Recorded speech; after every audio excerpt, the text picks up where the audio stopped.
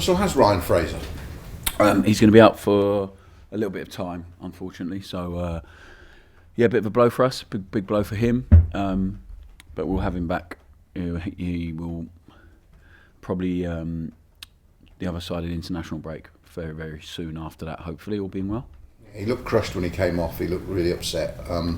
I presume because it's not that long, he'll stay with you. He won't go. Yeah, no, I don't think he's got any desire to go there and get treatment. I think he wants to be a part of it here and being around the dressing room. I think that would be our preference. He's a really big character in the dressing room, actually. So we lose something when he doesn't play, which is his relentless running ability, his ability to cross on the move, his desire to go and score and assist and work hard for the team. So the other guys need to step up now. So it's going to be, as always in football, there's an opportunity for someone else when someone gets injured. I'm really gutted for Eman because I think he's been brilliant since he's been here. His output, like data-wise, would tell you that, but you don't need to have a look at that just to see what he's brought. And I think everyone's enjoyed having him, but he will play a big part for us in the running for sure. So we just need to concentrate on getting him as fit as quickly as we possibly can. Good. What about this opportunity then on Wednesday? Is it an opportunity to play without the pressure of the league, or is it has to be pressure because you're away at Liverpool? How do you view it? There's always pressure. So it's. I think what will happen is no one will expect us to get anything outside of this building. So I think the challenge for us is to be the team we want to be, and I say that to you every single week. And now we're going to Anfield, an amazing place to play. They've just won a cup in Jurgen Klopp's final season. So all of that, if you don't get excited by that or embrace that challenge and look forward to it, then probably in the wrong game. So I think it's one we're all looking forward to, and the challenge for us and is to be the team we want to be, and to go there and be brave and be aggressive and see how far it can take us. So I think that's really exciting. We're going to have 5,000 fans there on a Wednesday night, which is incredible. So it'll be a brilliant atmosphere, I'm sure, and it's one we are all very much looking forward to. And one you can enjoy, matching up against, because obviously you've got people like Pep and Klopp who play with a substantive 4-3-3 that can alter, and you like to play that way, and you would look at them, I'm sure, when you were playing and go, I like what they do. Is this a great one for you to actually get your teeth into? Yeah, I think going to stand in a dugout next to one of the greatest managers we've seen in the Premier League. I think he's been amazing for the Premier League, and what he's done, not just with the team and how they play on the pitch, but to bring a city together and connect with a community like he has is incredible. So I look forward to that very much. We've enjoyed looking at the games, and we always do in any game to try and prepare and help us, what's going to help us. But yeah, I think it's just a brilliant opportunity for us to go there and go toe to toe and see how far we've come and see how far we have to go as well. And myself included. So I have so much respect for Jurgen Klopp, and I think him and Pep Guardiola are the two best, because they managed to remain themselves the whole time, and that level of authenticity at that level, with that intensity, that pressure all the time, to remain true to yourself and what you believe in, and to walk that line. And sometimes you overstep that line as a winner. I think it's incredible. So yeah, I'm really looking forward to going up against them. This has been such a punishing schedule. It feels like since Christmas, but it's almost got worse since January.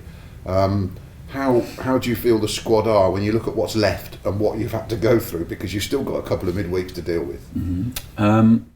I think physically they're fine, and I think we worked so hard to claw our way back into a position that we all wanted to be in, and then it's changed the energy a little bit, and I think that's from everyone. So we have to be conscious of that. We are now in a position where we have to really hunt again and really get back to what we were doing so well. I've made too many changes to the team, so that's part of my learning. So that's my fault and my responsibility. And when you're on that run and you make changes and the team's flowing, it doesn't really matter too much. And then after West Brom, I shouldn't have changed the team. When we go and put in a performance so brilliantly like that, but then you have a team in mind for Hull because of the way they play and all that stuff. So I said to you, that's my fault. And then Millwall was a freak game. So Bristol City and Hull for 45 minutes in however many games, we're talking about 135 minutes of football I've been unhappy with in 27 or 28 games. And I think if you I would really accept that over the course of that period, that length of time. And in Millwall, the performance actually is not a bad one. We should score more goals. I'm frustrated we don't. We have the most final third entries in the Championship all season of any team in any game, and we have to make more of that. And if Weeman's playing, if Adam Armstrong's playing, I'm pretty sure we do. So it's up to the other guys to step up. And again, not playing Adam Armstrong because I think he needs a rest and all that stuff that's my fault. He should play because he nearly scores when he comes on. So, but we're learning from that. I'm learning all the time.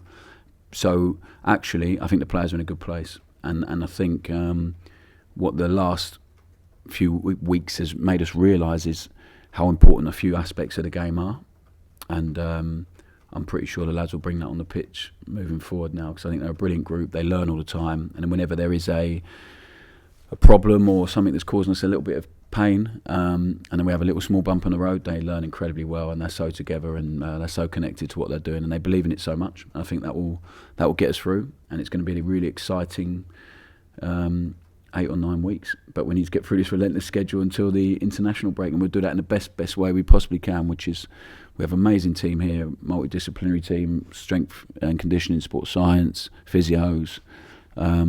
So yeah, we'll use everyone and make sure they're ready. Thank you. Yeah, also, I haven't always said, but I mean, just how excited are you for? Sorry, John. Just how excited are you to?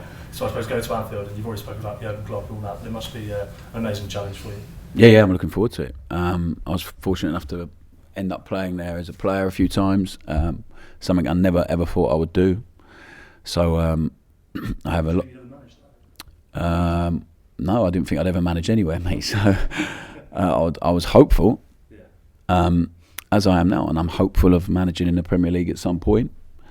But I don't think you ever expect anything in football. I don't think you ever take anything for granted.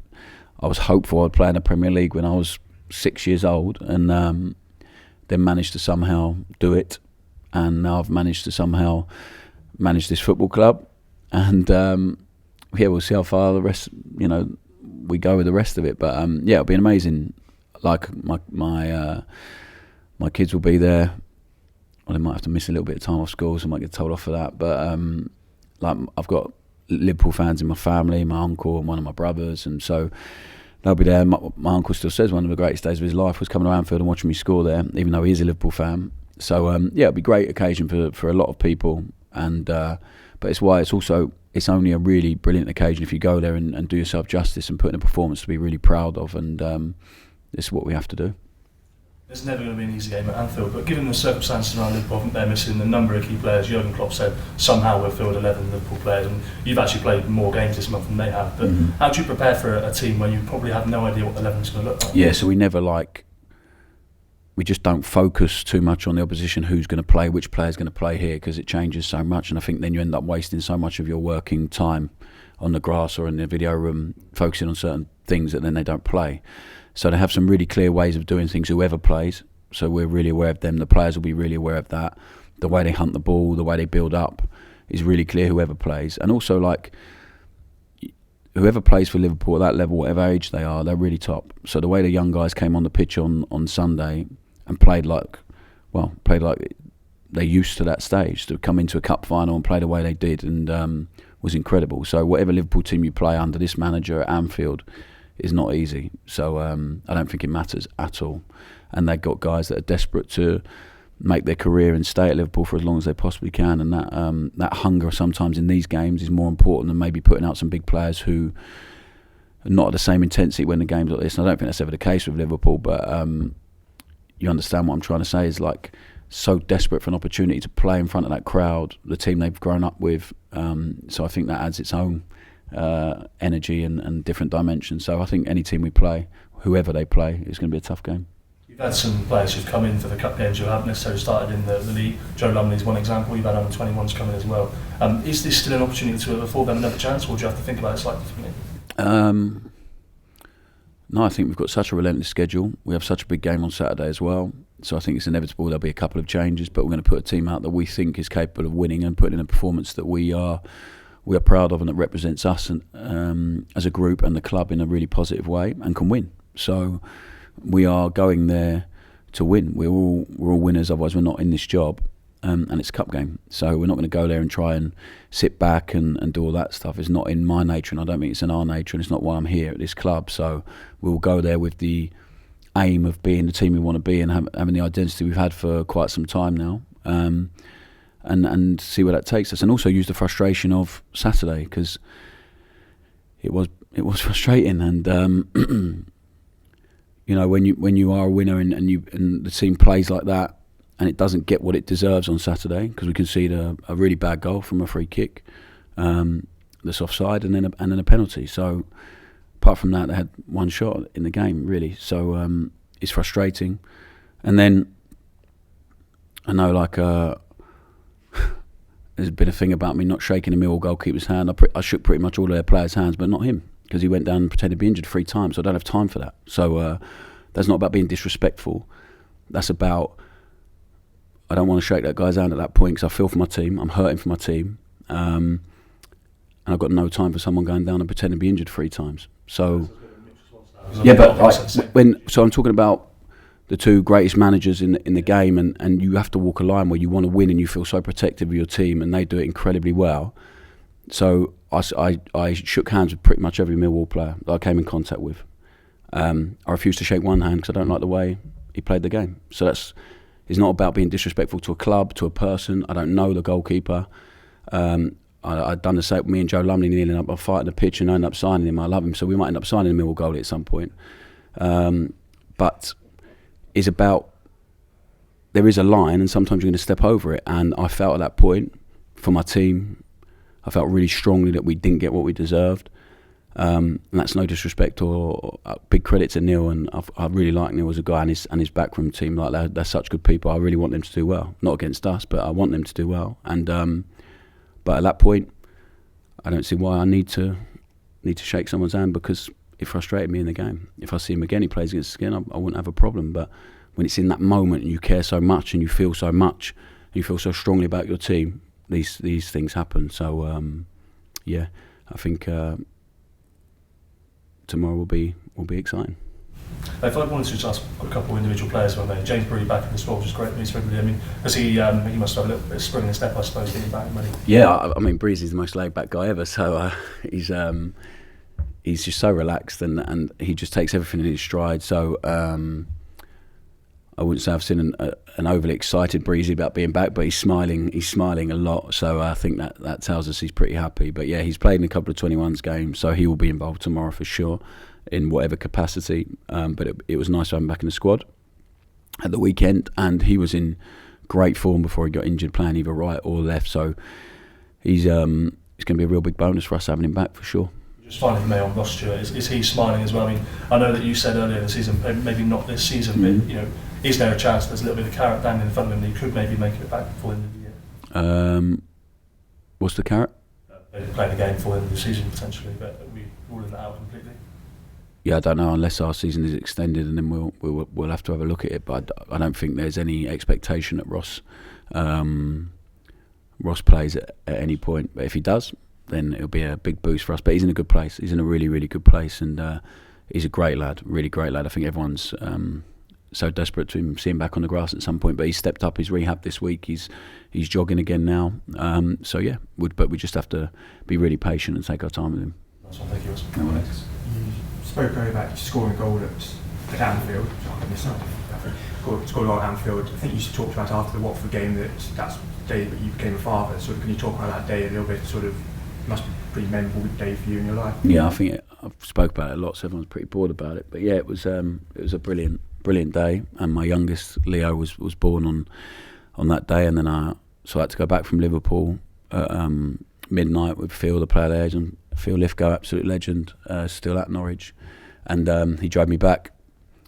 Went straight to the hospital. He was born at 9:30 in the morning, and then jumped on a plane with Delia and the crew up to Liverpool. try to get some sleep, but end up in conversation with Delia about Leo and a new arrival and the game, and then ran across. There was too much traffic, so ran across the park to get to the stadium with Norwich fans looking at me like I was a complete weirdo, and then realised how dizzy I was because I hadn't eaten or slept really. So Alex Neil asked me if I got some sleep, so I lied because I wanted to play, so I said yes, and then went up there and yeah, it was a good day. We scored and we managed to get a point. I don't think I ever got another point at Anfield. So yeah, and my uncle was there. He was waiting at the services to see if I was going to go up because he sort of got halfway and realised I might not play. So yeah, it was a really nice day. And the best thing obviously that come out of it was my youngest son Leo was born. It's a nice story to tell him. Yeah, and now he'll be going to the place where I was on the day he was born. So it'll be nice. Is Leo, have you sort of shown him the goal? Is he really buy into the story as well?